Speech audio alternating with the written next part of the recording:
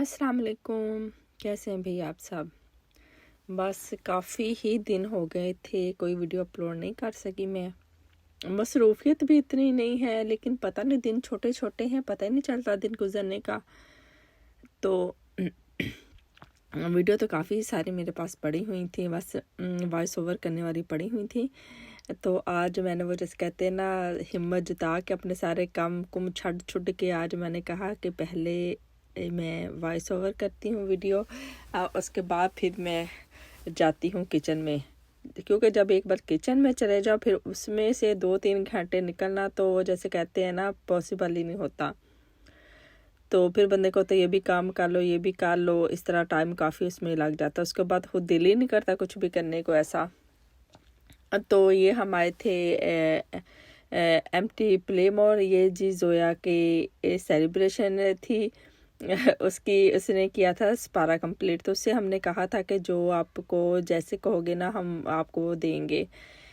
तो उसने फिर कहा मैंने एम्प्टी प्लेमोर जाना है। तो और वहाँ जाके मैंने कार्ड्स भी लेने हैं जो मैं ये गेम्स भी खेल सकूँ, क्योंकि एक एरिया है जैसे ये वाला एरिया है, यहाँ तो कोई मतलब खेलते रहे बच्चे सारा टाइम, लेकिन वो जो गेम्स वाला एरिया उसमें तो फिर इनको कार्ड चाहिए होते हैं ना खेलने के लिए। तो इससे के साथ हुआ तो ये बेचारी के साथ अब महीना बाद ही हम गए हैं। बस हर वीकेंड कुछ ना कुछ मसरूफियत और हो जाती थी। तो फिर जो मेरा जो फिर हारिस है वो कहता है एक दिन तंग आके कि जब उसने देखा कि इस वीकेंड भी नहीं जा रहे, तो आके मुझे रात को इमोशनली ब्लैकमेल कर रहा था कि जब मैं डैड होऊंगा ना तो देखना मैं अपने किड्स को हर वीकेंड लेके जाया करूँगा। तो हमने कहा अच्छा है ना, फिर आप भी तभी खेल लेना, अभी हमें क्यों लेके जाना है। मैंने कहा ये ना, जब हम भी छोटे होते हैं ना हमें यही लगता है कि हम बड़े होंगे, हम ये भी कर लेंगे, हमारे पेरेंट्स ये नहीं करते वो नहीं करते, लेकिन जब बंदा उस स्टेज पे आता है तो वो कहते हैं ना फिर पते जाते हैं, फिर से समझ आती है बंदे को। तो बच्चों को ये सही इधर उस दिन खेले खुल अगले दिन सारे फिर चीख रहे थे कि हमारी टांगें दर्द कर रही हैं ऊपर, क्योंकि उधर स्लाइड्स वगैरह उनके ऊपर जाना। वो उससे के बाद फिर नेक्स्ट डे जब हमारी टांगें दुखती है, हमने कहा लेकिन शुक्र अभी छुट्टियां थी इनकी 2-3 पड़ी थी तो सुकून से गुजर गई।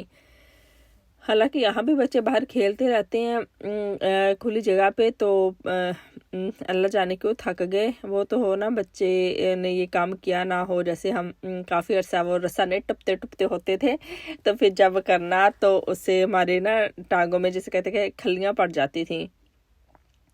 तो इनके खलियाँ तो नहीं थी, वो वैसी शायद थकावट थी। तो ये हम बना रही थी, मैं फिश वाले राइस बना रही थी। अब वो इनके बाबा के बकौल तुम्हारी हर चीज़ में आलू क्यों पाए जाते हैं, तो इसका मैंने पहले भी बताया था कि आलू इसलिए पाए जाते हैं क्योंकि हमारे घर में बच्चे पाए जाते हैं।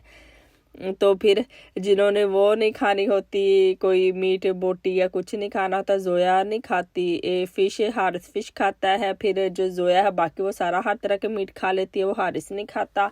तो इसलिए फिर आलू जो है ना वो हर चीज़ में पाए जाते हैं जिनमें उनकी तुक भी नहीं बनती। तो मैंने कहा लेकिन अब बच्चों के बाद हर वो काम करना पड़ता है जो बंदे ने ना कभी सोचा भी ना हो।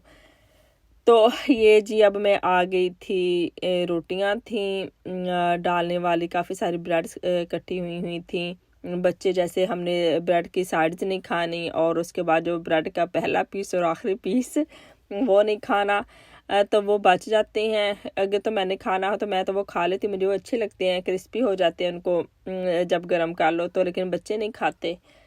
तो कुछ रोटियां जो घर में होती हैं वो कुछ बच जाती हैं, तो मैंने कहा फिर इधर झील पे ही हम आके डाल देते होते हैं। यहाँ मछलियाँ होती हैं, बतखें होती हैं, वो खा लेती हैं। तो अब गर्मियों में तो खैर हमारे घर का ही नहीं पूरा होता, क्योंकि बाहर परिंदे आते हैं बहुत सारे, तो मैं परिंदों को डालती हूँ सुबह में जाके ना, सारे परिंदों को डाल दिए, साथ पानी रख दिया। तो वो तो अपने घर में भी पूरे नहीं होता, फिर अक्सर मुझे कुछ ना कुछ एक्स्ट्रा लेके रखना पड़ता है उनको डालने के लिए। तो लेकिन सर्दियों में परिंदे कूच कर जाते हैं जिसे कहते हैं वो ठंडी जगह हो जाता है, शायद वो गर्म इलाकों में चले जाते हैं।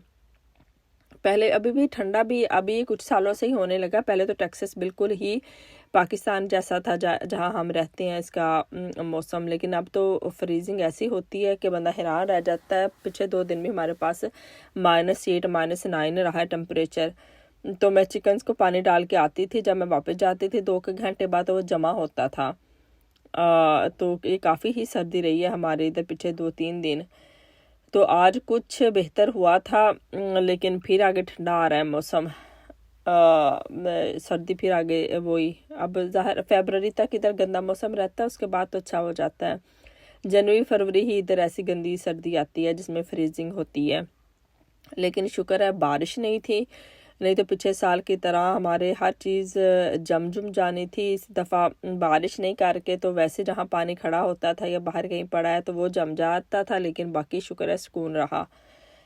पाइप वगैरह भी हमें टेंशन थी कि ना फट जाए, जितनी सर्दी पड़ रही है। लोगों को बड़ी कंप्लेंट्स हुई, लोगों के घरों के पाइप्स फट गए पानी वाले। हमने तो फिर यही कहते थे कि अपनी गीज़र वाली एक ना टैप को हल्का सा उसमें से पानी छोड़ देते हैं कि हल्का हल्के से कुछ ना चलता रहे कि वो सर्दी से फ्रीज ना हो जाए, गर्म पानी उनमें से आता रहे। लेकिन अगर पीछे से कुछ हो जाता है उसका तो कोई हाल नहीं है भाई।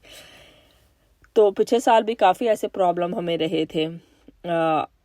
पानी नहीं गया था, लेकिन बिजली 2 दिन हमारे गई थी पिछले साल भी। इसके साथ मेरी वीडियो ख़त्म होने वाली है। खुश रहें, खुश रखें। अल्लाह हाफिज़। चैनल को सब्सक्राइब ज़रूर कीजिएगा। अल्लाह हाफिज़।